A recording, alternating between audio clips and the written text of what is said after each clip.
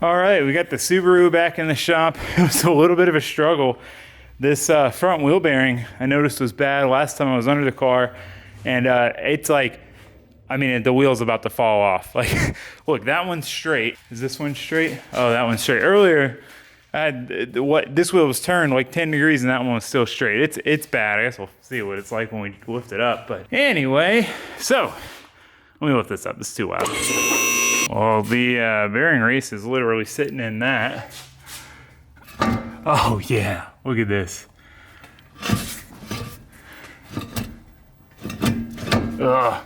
It's nasty, freaking gooey water there. Okay, well, let's do that first order of business. Let's get this, let me tell you what we're doing today. Finish up basically the trans swap. We were waiting on a few parts, some pins for the axles and a plug and yada yada. So, and the wheel bearing, obviously. So we're gonna fly through that stuff. We're gonna go drive it, make sure everything's solid, and then we're gonna work on the upgrades and we're gonna take it to get it tuned. Should be a lot of fun. Upgrades, tune, thing should be a ripper once we're done, or it's broken. One of the two. So, fingers crossed that it's a ripper and not broken. So anyway, let's get to work. Before I take this off, just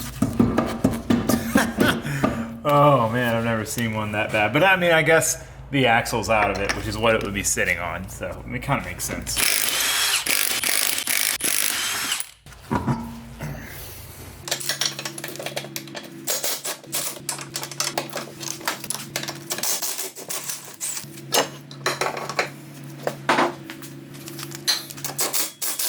All right, so just a little learning moment for both of us. Really messed up the order of operations on this. So I've done this part a couple times now, taking the coilover bolts on and off. So that's just kind of what I tackled first, naturally. However, now we need to bang on this thing to get this tie rod to pop out, and we'll probably have to do some stuff to get this ball joint to pop out.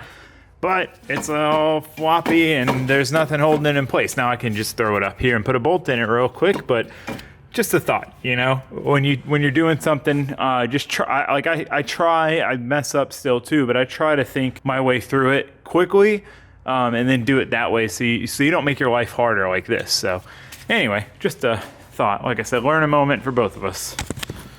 Should have left it attached. Didn't even think about it. Real quick, this is a cool tool Ben has. I don't know what it's called, but it works so much better than all the other ball joint removal methods. Like, I always hate doing tie rods and ball joints and stuff because they don't want to come out, and you bang on it and bang on it. It doesn't want to pop out, and it's super annoying. You know, you're hitting the knuckle trying to get it to release and whatever. And then you go to put it back in and the thing just spins. They're just annoying. But this tool is super cool. It basically hooks on to the bottom, and then you tighten this down and it pushes it and pops it out. It's worked great the couple times I've used it. So if you have to deal with tie rods a lot and you don't have one of these, it might be handy. Again, I don't know what it's called, but definitely makes life easier. So let's see if it works this time. I guess I probably shouldn't talk too much until I use it, huh? What do you think that is, 19? I hope so. Nope, 21. Oh no, is it a 22? All right, I'm gonna use the wrench because I probably shouldn't be using an impact anyway. So let's be smart about this. Oh, the wrench is gonna be annoying though.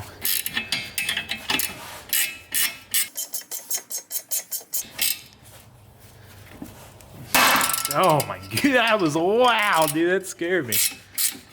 It worked though. It freaking did it. That thing was in there. Sweet. I don't know if we'll be able to make it work on the other one, but at least we got it on this one.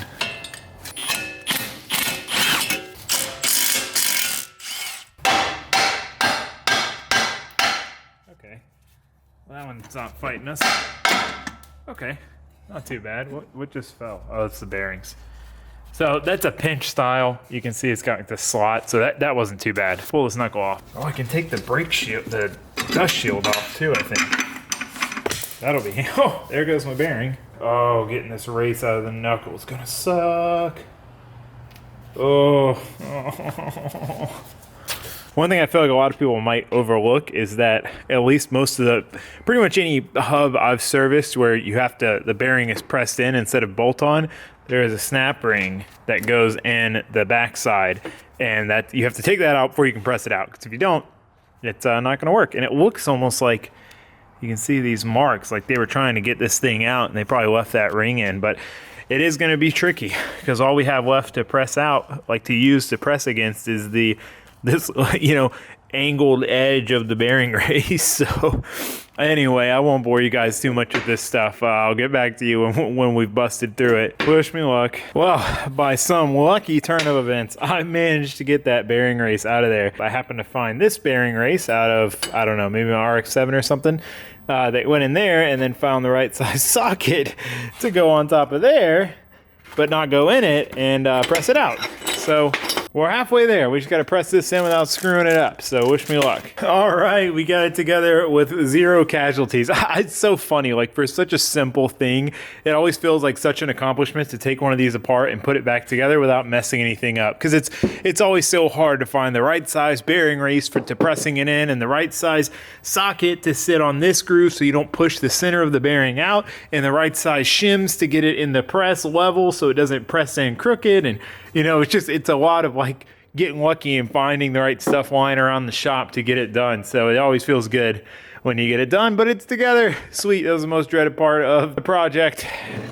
And it's done. Let's put it back together. You've already seen me do this a couple times, so we'll just snap right through it.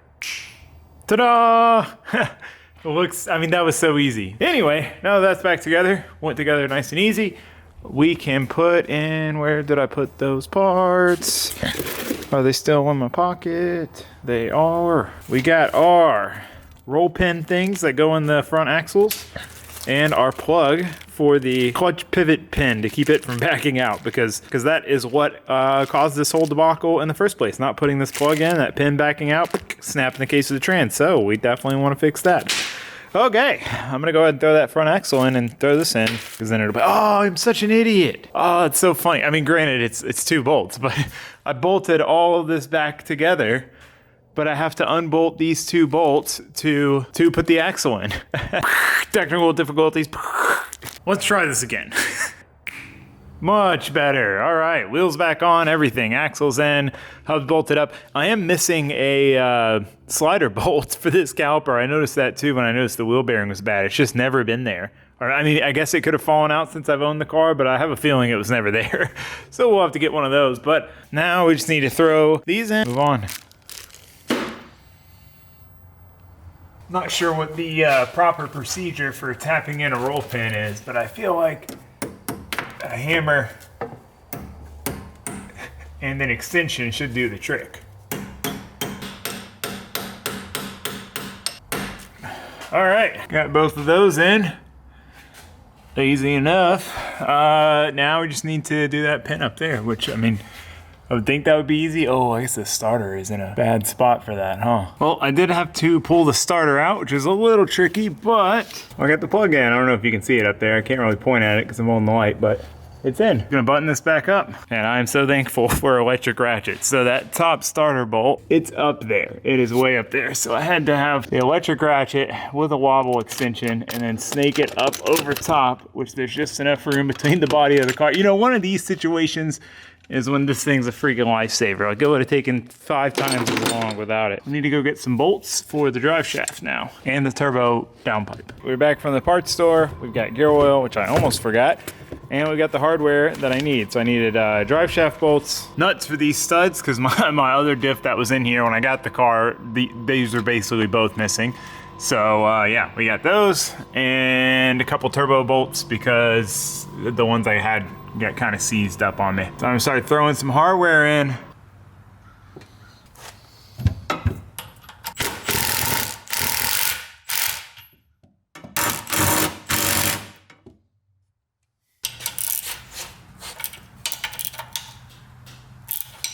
All right, good there. Spider web. These drive shaft bolts, they might be a tiny bit short.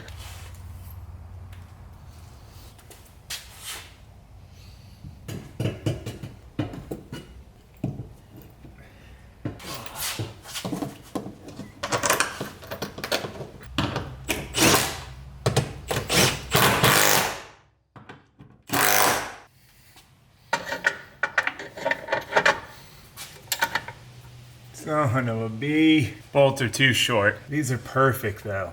I got these Allen headed bolts because if a normal hex head won't fit, like it'll basically hit this part of the U-joint here. So Before I go back to the store to get different hardware, I want to make sure that the bolts I got for my downpipe are gonna work. Oh yeah, they're literally perfect. That makes me feel better. At least I did 2 things right. 2 out of the 3 bolt selection. I don't know why I thought those bolts needed to be that short. I just didn't, the ones before were super, like, way too long, and I didn't want them to be like that, but yeah, no, that's way better. So those are good. We'll tighten those down and then we'll go to the store. Take the Subaru. It's a nice day out. We can cruise windows down. It'll be fun.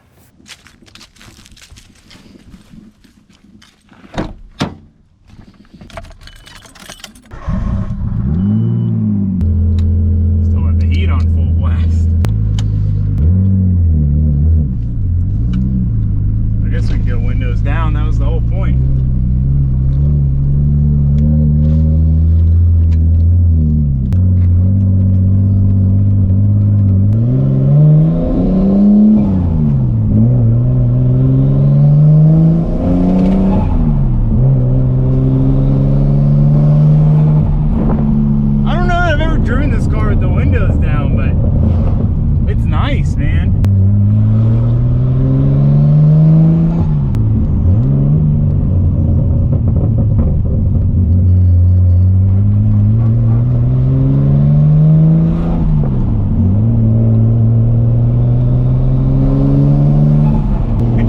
So much better with the windows down. You can really hear all the noises. I'm an old man. I drive windows up, AC on. I remember when I was younger, even if I had AC in a vehicle, I would drive it with the windows down. I don't know why. I didn't like feeling enclosed. And now, windows up, AC on all the time.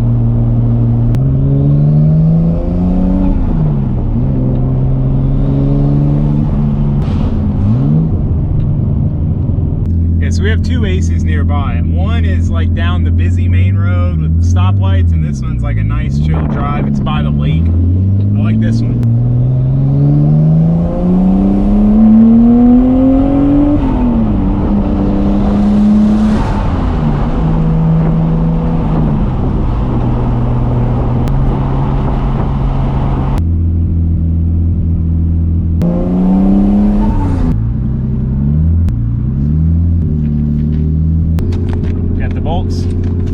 Got lacquer thinner for Ben because he's painting his Miata Bay.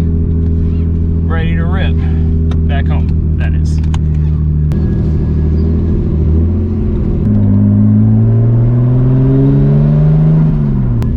You know, I'm honestly glad I had to go get bolts because it gave me an excuse to drive this thing around and enjoy this nice weather. I feel like I haven't been embracing it as much as normal.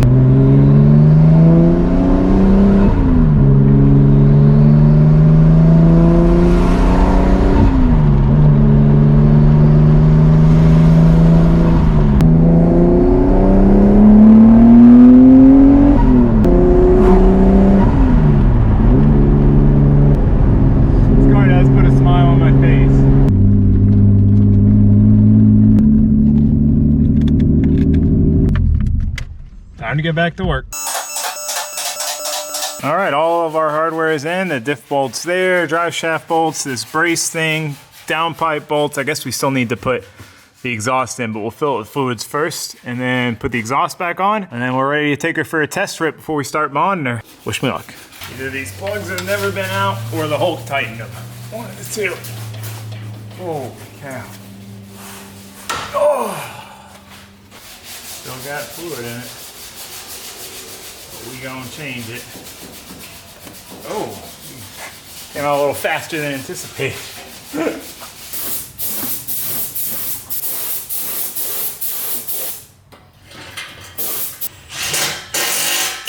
So I think everything's done. Diff's full of fluid, bolts are in, nuts are in, trans is full of fluid. I think we're good. I think it's time to see if it starts and drives. All right, let's lower it down. Let's find out. All right, guys, now, moment of truth. We have this battery that's charged.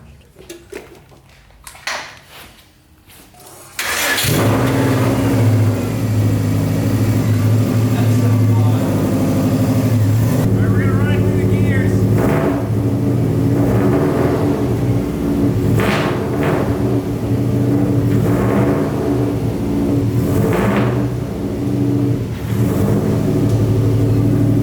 I think we're good enough to go try it on a test drive. Just wanted to make sure it shifted. Okay, so if you saw the last episode, when I put the trans in, I wasn't sure if I wanted to keep my shifter off my trans, which is a short shifter, or put the stock one, seemingly stock one, off this trans in. Just now, feels a million times better. So glad I switched it.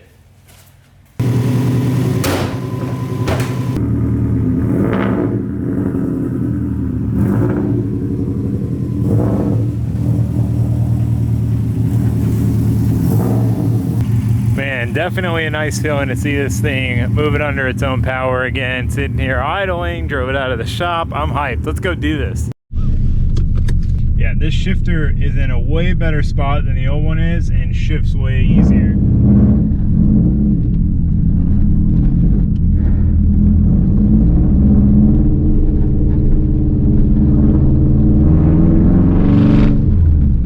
Man, it feels like I haven't driven this thing in forever. It hasn't even been, it's been like a month. Maybe a month and a half. Feels like forever. I mean, we were just getting this thing dialed. We got the radio in it and it broke the same day.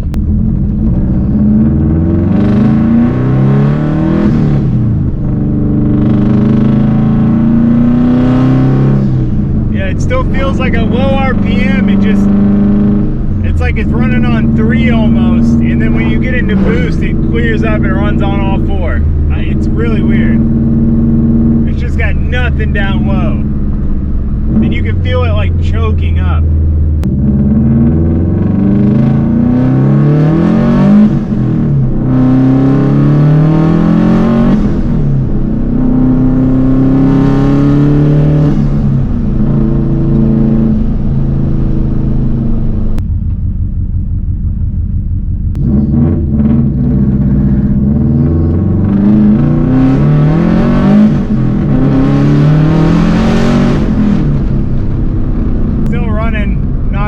Is what we're gonna fix next. But I just wanted to make sure we got it driving good and, you know, all those issues sorted out so we weren't fighting them when we could take this thing to the dyno.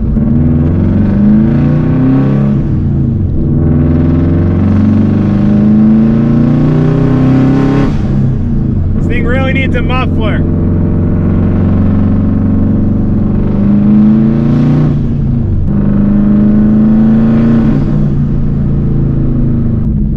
As far as the trans and shifting and everything we changed goes, oh, we had different gear ratio. I didn't even enjoy trying that out. I wasn't even thinking about that. Anyway, everything we changed seems to be good.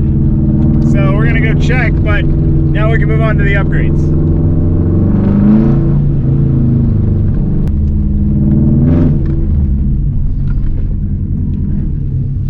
Fun little car, man. All right, so the mods we have the AEM wideband out of my Miata. I had to buy a new power harness because I forgot to hook it up one time and kind of drug the ground. But we got everything we need there, sensor, all that stuff, so we can throw that guy in. We've got WRX 1000cc injectors. So, I mean, if you guys followed along with my other projects, I've ran WRX on literally every single vehicle I own and have not had one failure. No pumps going bad, no injectors sticking, going bad, nothing. Not a single failure in any of the WRX products I've used. So I'm a big fan.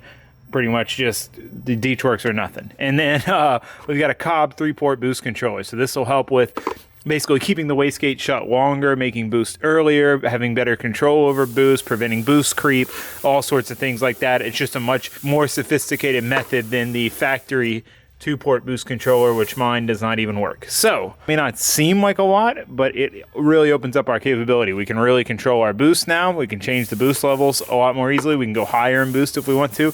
We have plenty of fuel capability with our 1000cc injectors. We can do 85 if we want to. And we can see what the engine's doing with our wideband. So, I mean, these are the kind of 3 key things that we need to get done. So, probably going to try to get the 3-port in.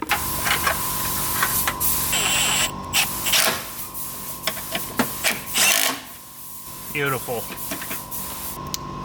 Dude, what I'm going to do is just kind of run my lines. I'm not going to hook everything up yet. Right now, I just have a vacuum tee and the line to the wastegate, so it bleeds off some air, so it raises the boost pressure a little bit. So instead of making like 10, 11, it makes like 15, 16, and I'm good with that right now. Once we, you know, hook this up proper, we won't be able to control it until we get a proper tune on this thing. It'll have to be set up in the Cobb, like software on the computer, not just a base map kind of thing. So I don't want to go crazy and hook this all up and then not be able to drive it, which probably will happen when we put the 1000cc injectors in it too, but I don't know. We'll find out.